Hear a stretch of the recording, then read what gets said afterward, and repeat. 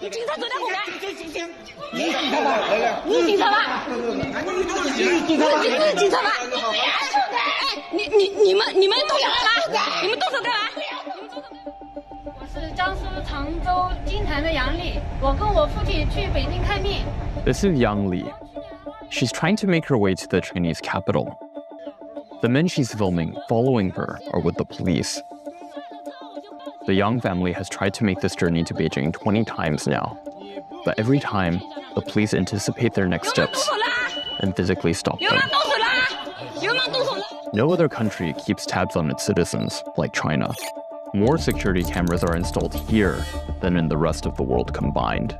With artificial intelligence, China has supercharged its ability to stifle any dissent with the most sophisticated surveillance systems on the planet. The government is able to spy on its people and repress its population by predicting who should be labeled as suspicious, and they had help from companies in a country that has long claimed to support freedoms worldwide. US companies were really leading the way in China in helping the Chinese police to implement these kinds of tools. An Associated Press investigation has found that for decades, American tech firms sold billions of dollars worth of surveillance technology to China. This, despite repeated warnings about how that technology was being used. The AP obtained tens of thousands of pages of classified and internal documents that show how companies intentionally designed and marketed systems that became the foundation for China's digital cage.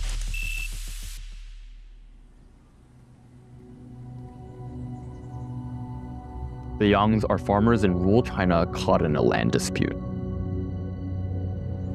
They have lived and farmed these 1.5 acres of land in eastern Jiangsu province for generations.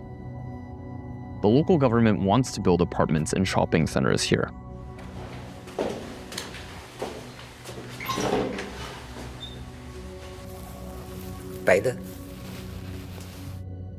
It's easy to spot the surveillance cameras outside of the family home. After the dispute with local authorities over their land escalated in 2009, the family became the target of intimidation. They filed repeated complaints, but were ignored.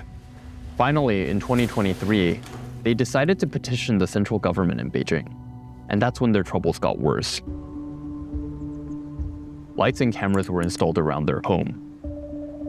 A surveillance hut appeared next door, with officers stationed around the clock. And every time the family tried to go to Beijing, mysterious men stopped them. Sometimes by force. 我在医院住了2个月，警察在病房里，在病房外监视，我们就像政治犯一样的。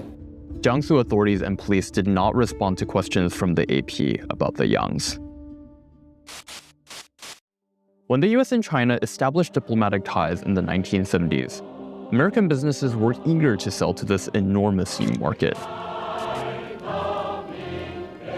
Following the bloody 1989 Tiananmen crackdown, Congress barred US companies from selling military and policing gear to China, like tanks, handcuffs, and fingerprinting and encryption technology.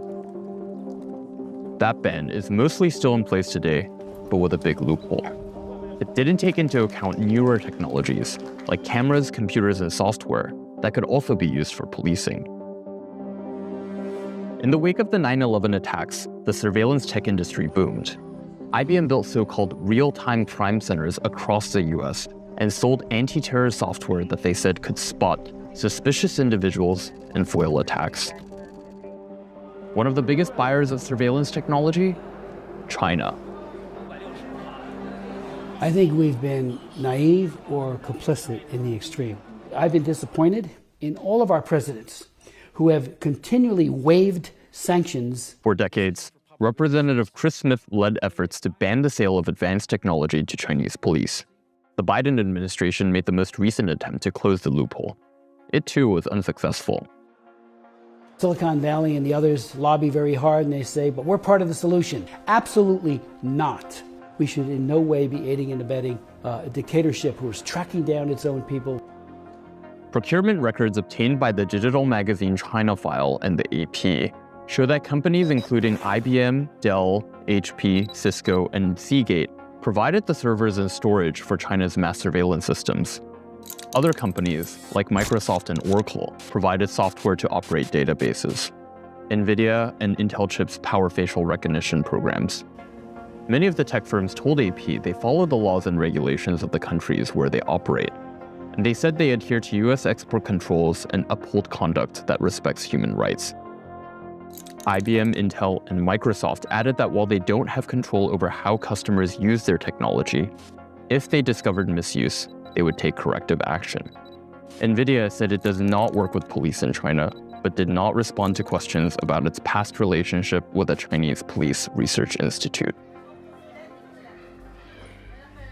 Legal and tech experts say the most egregious use of surveillance technology was against the Uyghurs, a largely Muslim ethnicity native to China's far west Xinjiang region. After riots erupted in 2009, leaked blueprints and marketing documents show how American tech companies pitched their surveillance technology to prevent unrest. This led to mass preemptive arrest. Around 1 million people were detained. 这些西方国家提供的这些科技，对我们维吾尔族人来带来的创伤是很深很深的。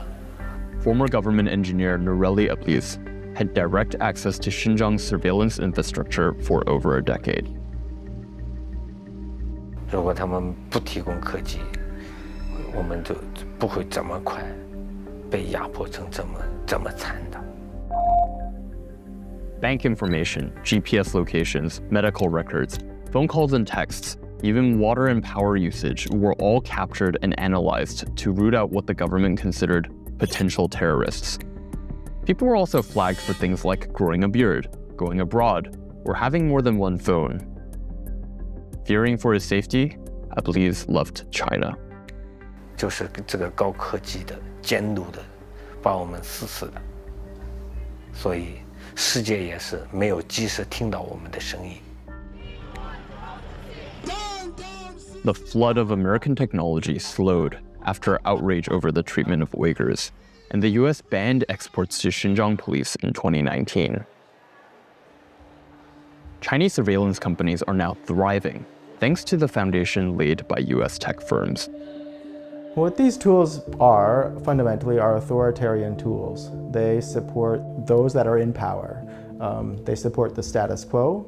As we see these things spread across the world, we see that being replicated over and over again. The Chinese government, including Xinjiang authorities, says surveillance allows police to stop criminals and terrorists. The Yongs say they are neither. In October 2024, Yang Li and her 72-year-old mother, Xu Dongqing, again tried to go to Beijing. This time, they were arrested and put on trial for disrupting the work of the Chinese authorities. The two women face up to a decade in prison. Yang Guoliang, who is monitored 24 hours a day, is now a prisoner in his own home. He worries he will never see his wife and daughter again.